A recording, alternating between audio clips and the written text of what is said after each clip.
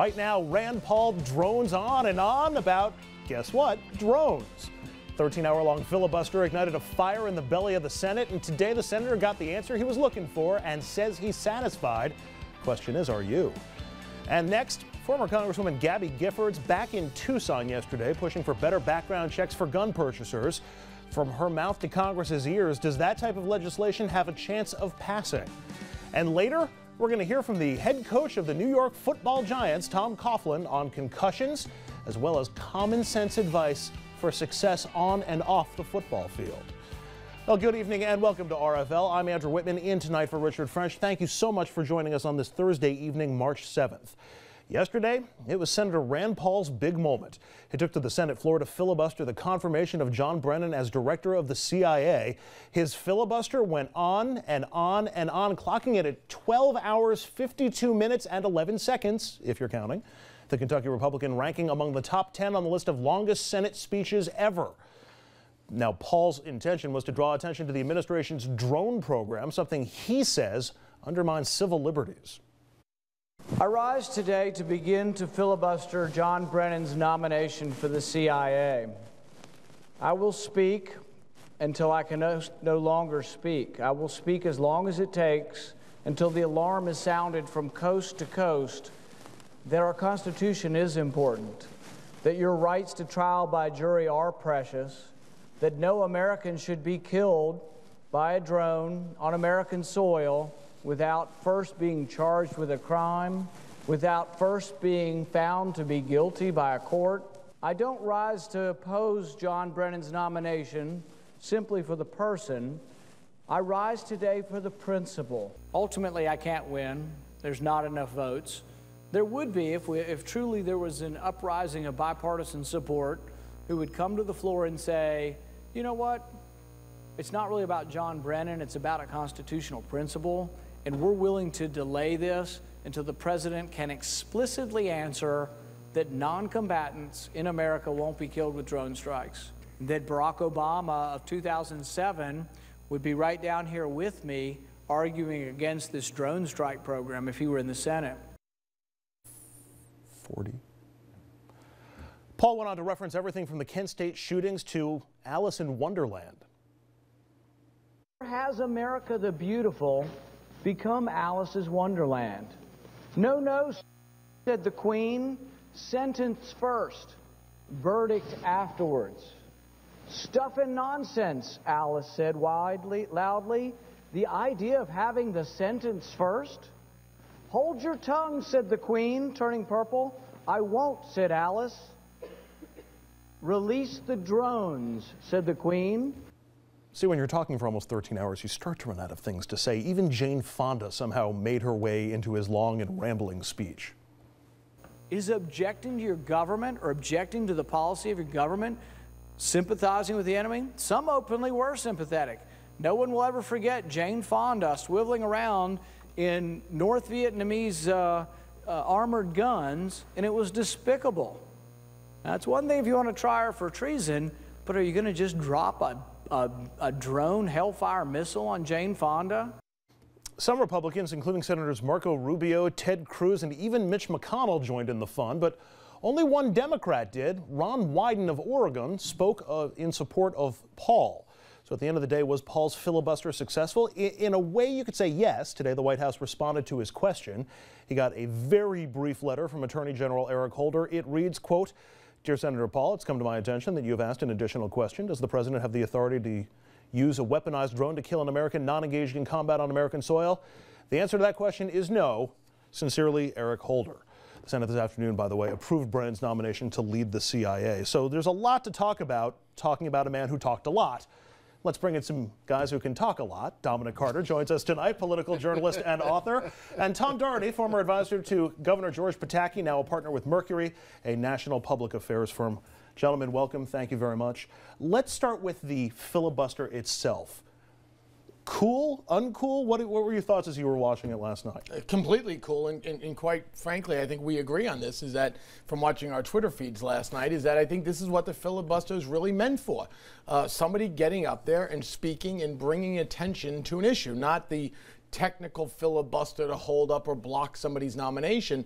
So from a standpoint of watching the public's reaction last night, looking at the media's reaction well into past midnight, it was very, very successful. And this is really what the filibuster should be used for. Surprising that a filibuster gets so much attention in 2013. I mean, maybe it was a slow news day. Frankly, I wasn't impressed. The senator, we agree, the senator did achieve his goal in terms of he highlighted the issue, he forced the administration to deal with it, he got a response from the Attorney General. Now let's move on. I think the 3 minutes that we played of the senator right now is 2.5 minutes, way too much. Wow. Okay. Why would that be? Because you disagree with him?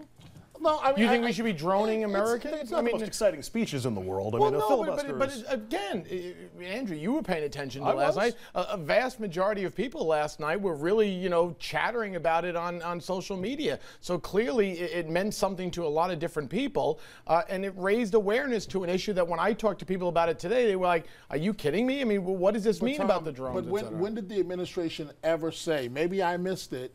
When did the administration ever say that they could use drones in America against an American? It seemed, they never said it, but they never didn't say it right. either. They didn't. I mean, listen. They sent numerous letters over to Holder and to Director CIA. They couldn't get a clear answer. So, I mean, quite frankly, I mean, if you look at what the answer they got today, if they had provided that yesterday morning, we wouldn't have had a filibuster. It just seems like this senator is going from one publicity stunt to the next one. What was his other publicity stunt? I mean, in terms of highlighting his criticism against the administration, is there anything the administration can do right according to this senator? Well, Rand Paul voted for Chuck Hagel. Paul hasn't been out there just making stuff up as he's gone along. He's been a guy who is, quite frankly, has said, listen, this isn't about the nomination. This is about highlighting something that we've not discussed, in depth. He's not a circus clown out there. I will agree. Paul's a serious guy. I will agree with this much. If you're going to filibuster, this is the way to do it. In terms of, if you have an objection, don't do it on the technicality. Stand up there and be forced to go on and on and on and on and on until we become annoyed. And Rand Paul's a libertarian, and I think he would have objected to things like warrantless wiretapping and other civil rights issues or civil liberties issues. But I wonder if the other Republicans in the room who joined in, John Thune, who took to the microphone at some point and was reading from a magazine or whatever. I mean, there seemed to be a lot of Republicans in the room who might not have had the same problem with other civil liberties issues. Rand Paul not among them. I just thought that was a little... Well, listen, I think that's why sometimes we always have a cock eye with some politicians knowing where they're coming from. I mean, listen, why didn't I give him a lot of credit? I mean, this fits into his thinking, et cetera. My other concern was this, or the other note that I had, is that he's holding up a CIA nomination for a succinct answer on drone policy. And drone policy in the U.S., it's a delicate question with a lot of different layers to it. I mean, I can think of a bunch of different scenarios where I might not have a problem sending a drone after somebody, even in the United States. But Andrew, you know that, listen, the filibuster could only go on for so long, his personal filibuster. And the bottom line is he recognized, listen, it's 12 hours. Highlight the issue. Let's move on. Let's have the vote. But he's saying, I want a yes or no answer on a very delicate question, on a question with that deserves a fuller debate. But they gave the answer, so clearly they had already figured it out. But again, maybe I missed the argument, but I didn't know that it was such a big issue here in America. I know it's been made an issue of drones outside the country, possibly against an American. But this seems to be a self-made issue. You're right. As of late. It hasn't come up. There's been no real-world application for this. But we talked about it on this show a couple of weeks ago. Is that let's just say that you had an American citizen on foreign soil who is, working with the enemy. Should we be able to drop a drone on their head? We have already. So the point is that now the question becomes, can we drop one on American citizens on our own soil? But isn't the argument? It's a faulty argument because, as the Attorney General argues, when you're in another country, America may not be able to get a hold of you. But if you're here in America, for the most part, 9.5 out of 10 times, law enforcement can go make an arrest. So it's a simple answer. So that's all he wanted to say, is that we're going to make sure that an American citizen, American citizen, is going to have due process. End of story. We move on. But and this came up during the debate last night, if there had been, let's say, an American piloting the plane that went down in Shanksville, and it was aimed for the Capitol, would you have a problem if they used a drone on that? No. What about the guy, the former cop in L.A. who was terrorizing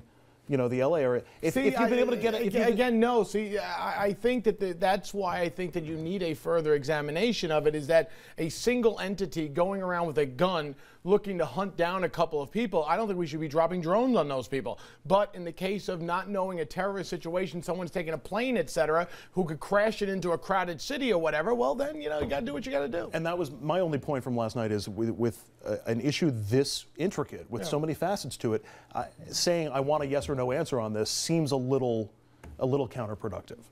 Okay, I quite frankly would have asked Tom Coughlin what he would have done, but I didn't get to do the interview. So. And of course, Tom Coughlin, the coach of the New York Giants. Right, I almost said Jets. Exactly. And by the way, here are the numbers for where the American people are, and for the most part, overwhelming support for using drones, except when you get to a U.S. citizen on U.S. soil, and that's where you have the debate. 45-50 people disapprove of using drones on Americans within the U.S. I was surprised that Ron Wyden was the only one of the Democrats. Quite frankly, I'm surprised that the number approved is at 45%.